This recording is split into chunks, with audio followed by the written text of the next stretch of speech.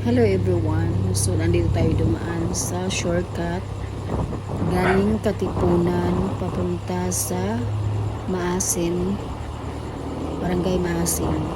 So ito nga pala guys, yung dinaanan namin is kung manggagaling ka ng General Luna, pwede ka mag-shortcut dito sa dinaanan namin, which is mabilis lang siyang makarating sa Mountain View.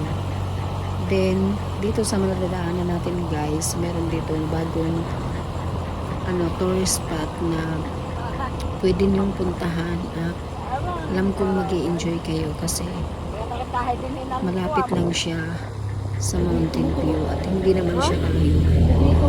Ito nga pala guys, ang bagong tourist spot ng Barangay Maasin na tinatawag namin na Backyard Mangrove Tours. So yung Backyard Mangrove Tours guys is hindi pa siya nag-open pero this week po nag-open na siya dahil malapit nang matapos yung ginagawa nilang parang pang-insurance.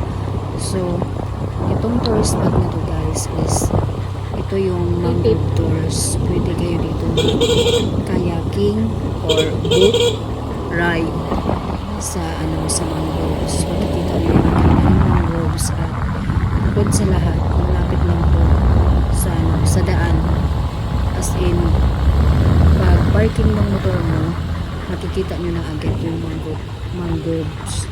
So ang mangrove po ay may boardwalk na napakahaba. So ito na siya.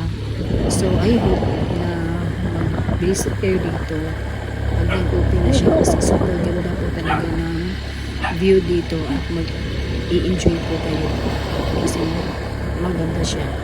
Ayan yung view niya. So ipapakita ko